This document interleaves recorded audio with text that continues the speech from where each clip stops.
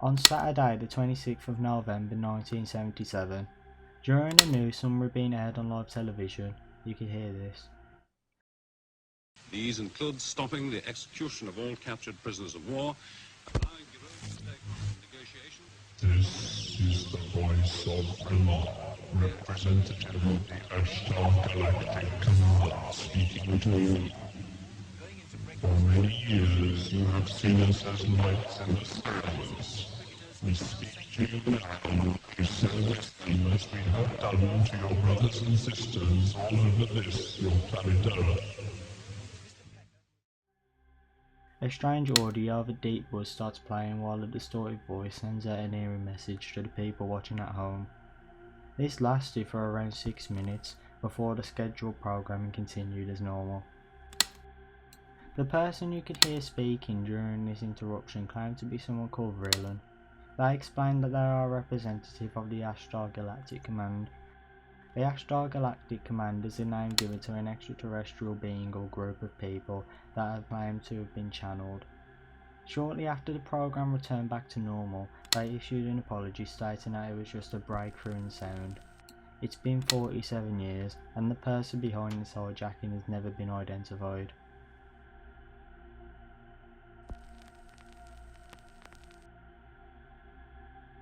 On April 27, 1986, HBO was playing a film called The Falcon and the Snowman. Nothing appeared to be out of the ordinary until suddenly, the program started glitching. Coloured bars appear on the screen with white text which reads, "Good evening, HBO from Captain Midnight. $12.95 a month? No way. Showtime/movie channel beware."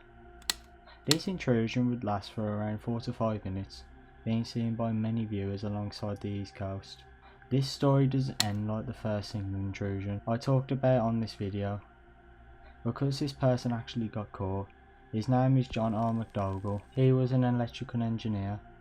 He eventually surrendered to the authorities and was hit with a $5,000 fine, 1 year unsupervised probation and a year suspension of his amateur radio license.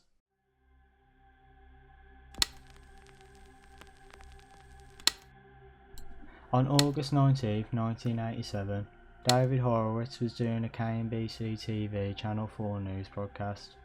Everything was going as it usually does, until this happened. Because, you know, one of the nicest things about shopping by mail order...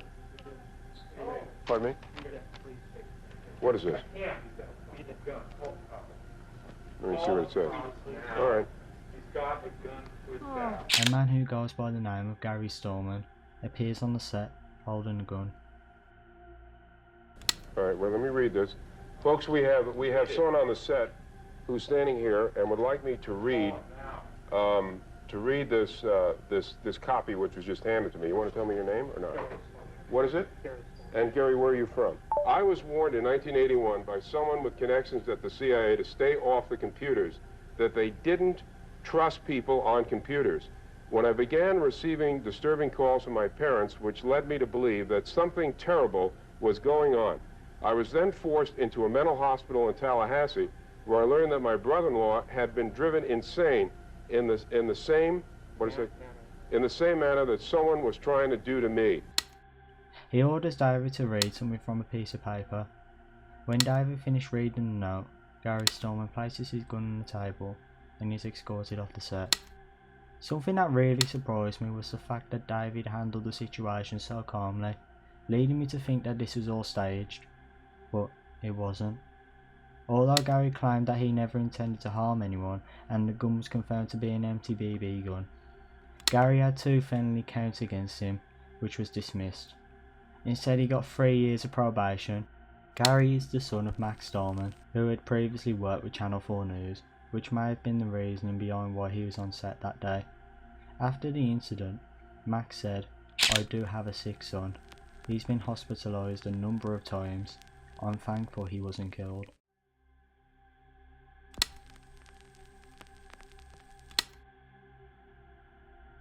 This one is without a doubt one of the most popular signal hijackings in the world, so I'll just give you a quick rundown of what happened. On the 22nd of November 1987, the WTTW and the WSNS in Chicago were playing their regular broadcasting. until suddenly a man dressed up as the old fictional character Max Headroom appears in a shaking room. For a majority of the time he sings the theme song of Clutch Cargo, and then they add a crude jump cut. This all lasted for about 90 seconds, but this was enough to take the world by storm. To this day the person involved in this hijacking was never identified, but during my research I stumbled upon a Reddit post talking about multiple theories. I saw a theory about people speculating that they knew the person who did it, but they wasn't 100% sure. One person I found who claimed they knew the person shortly after debunked their own claims. However, some people believe that the person behind this theory was told by the person who did the signal interruption to post again saying that it wasn't them. The next theory I'll read out was from a Reddit comment. Doesn't really point the finger at who did it, but how they did it. As a person that was in college studying film and television, as well as entering a few stations during that period of history, I can confidently say this was done by college interns in some corner of a studio patching the feed. Either no one at either station was smart enough to figure this out, or someone inside covered for the culprits, in order not to get fired. Someone did comment below this explaining how they wasn't sure about this and why. All of these theories never really had any concrete proof behind them, which leads me to the end of my investigation on one of the most notorious signal interruptions.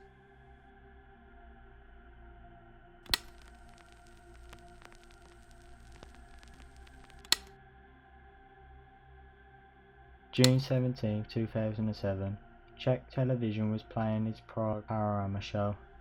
This show would include panoramic shots of Prague and other different locations showing off lots of different landscapes. Usually with TV signal hijackings, they just replace the audio or the video to something completely different. But in this case, the original video had been tampered with.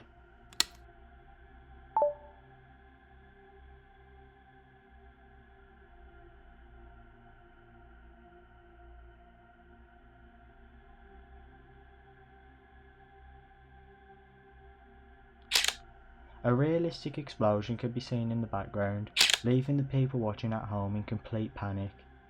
But what they didn't know at the time was that this was a group of hackers that somehow managed to gain access to the footage, and replacing the footage with the CGI they created. The group of hijackers later on revealed that they wanted to prove a point that the perception of reality can be manipulated by the media. Although their intentions were harmless, the people involved still got charged for false information, and the government had confirmed that Prague wasn't being bombed.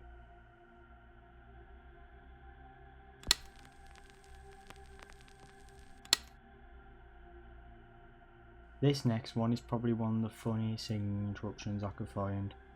Around June and July of 2017, a radio station in Mansfield, England had its signal interrupted around 8 different times, but the song they would play was called the Winkers song, Misprint, created by Doc Cox in 1978.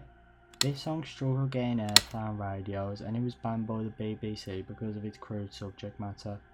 Although this didn't seem to stop the song's popularity that much, considering that it reached number 22 on the UK singles chart back in September 1978.